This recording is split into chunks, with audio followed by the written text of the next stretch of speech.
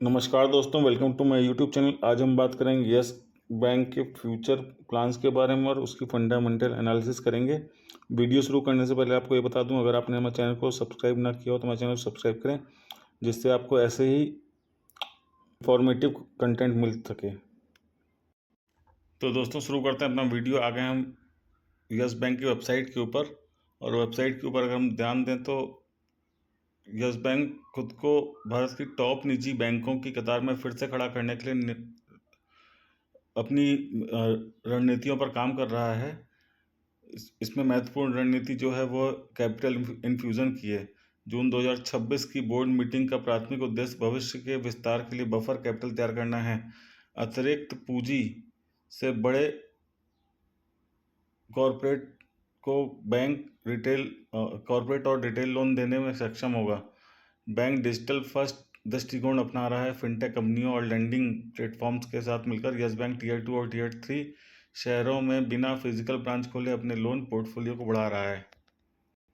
Bank अब केवल बड़े कॉरपोरेट लोन पर निर्भर रहने के बजाय रिटेल लोन जैसे personal loan, car loan, home loan और एमएसएमई छोटे व्यवसायियों को प्राथमिकता दे रहा है, ताकि जोखिम को डाइवर्सिफाई किया जा सके। कम लागत वाले deposit, current account, saving account को बढ़ाने के लिए बैंक आकर्षक ब्याज दरों और बेहद बेहतर सैलरी अकाउंट मैनेजमेंट को पर ध्यान दे रहा है। लक्ष्य इसे जल्दी 40% के पार ले जाने का है। शेयर की वर्तमान स्थिति अगर बात करें तो जून 2026 के आखिरी सप्ताह में यस बैंक का शेयर 25.27 रुपये के आसपास ट्रेड कर रहा है। हाल ही के दिनों में स्टॉक में भारी ट्रेडिंग वॉल्यूम के साथ तेजी देखी जा रही है और अपने 52 सप्ताह के उच्च स्तर 25.78 के बेहद करीब पहुंच गया है। यस बैंक के बोर्ड ऑफ डायरेक्टर्स की 29 जून को एक बड़ी अहम बैठक निर्धारित है, जिसमें bank equity share, private placement या प्रेफरेंशियल इश्यू और कर्ज के जरिए पूंजी जुटाने के प्रस्ताव पर विचार कर रहा है। मार्केट्स मोजो ने यस बैंक की रेटिंग को होल्ड से अपग्रेड कर बाई कर दिया है और इसके मोजो स्कोर 74 कर दिया है, जिसने बाजार में पॉजिटिव सेंटीमेंट बनाया है। बैंक ने अपनी डिजिटल लेंडिंग क्षमताओं को बढ़ाने के लिए ग्राहकों को क्रेडिट एक्सेस देने के लिए नॉर्दर्न आर्क कैपिटल के साथ रणनीतिक साझेदारी की है।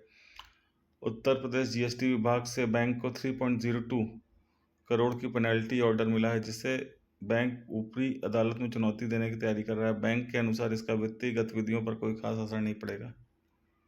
बात करें फंडामेंटल एनालिसिस की, तो फंडामेंटल एनालिसिस में कंपनी बैंक का मार्केट कैपिटलाइजेशन चल रहा है वो 78,781 करोड़ का चल रहा है। करंट प्राइस का 25.1 का है।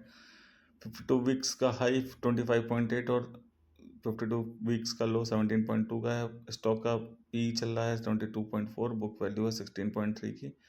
डिविडेंड ये कंपनी हाल के दिनों में नहीं दे रही है। रिटर्न ऑन कैपिटल एम्प्लॉयड है 5.98 का। रिटर्न ऑन इक्विटी है 7.10 का और फेस वैल्यू 2 रुपये की। कुछ प्रोज और कॉन्स की बात करें तो प्रोज में company has delivered good profit growth of 24.6 CAGR over last 5 years.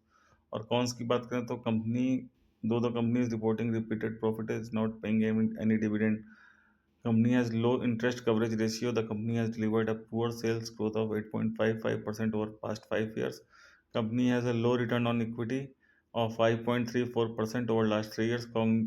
Contingent liabilities जो कंपनी बैंक के ऊपर है वो 11,98,820 की हैं। और company might be capitalising the interest cost. Earning includes and other income of 7,084 crore.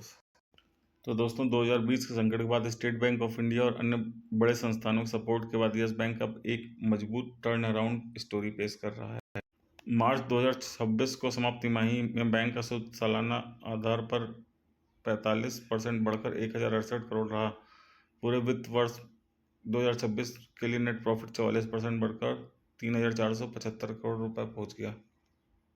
बात करें नेट इंटरेस्ट एनआईएम की, नेट इंटरेस्ट इनकम की, तो बैंक की मुख्य ब्याज आय एनआईए में 16% की वृद्धि हुई है, जो 2,637.70 करोड़ रुपए रही। नेट इंटरेस्ट मार्जिन की बात करें तो एनआईएम बैंक का 2.70 हो गया है, जो पहले 2.50 था। इसका मुख्य कारण डिपॉजिट कॉस्ट जमा लागत में 60 बेसिस पॉइंट्स की कमी आना है। और एसेट क्वालिटी की बात करें तो बैंक का प्रोविजन कवरेज रेशियो पीसीआर 89.60 पर मजबूत बना हुआ और लोन रिकवरी तथा अपग्रेड्स में निरंतर सुधार हुआ है। तो दोस्तों इसका 50 डे मूविंग एवरेज जो है वो 22.60 का है और 200 डे मूविंग एवरेज जो है 21.36, और स्टॉक इन दोनों के ऊपर निकल के ट्रेड कर रहा है। तो आगे आने टाइम हम उस शेयर में मजबूती देख सकते हैं। आशा करता हूँ आपको हमारा वीडियो पसंद आया। अगर आपको हमारा वीडियो पसंद आया हमारे चैनल को लाइक शेयर सब्सक्राइब जरूर करें। Thank you so much, thanks for watching the video. और किसी भी निवेश से पहले अपने फाइनेंशियल एडवाइजर जरूर कंसल्ट करें।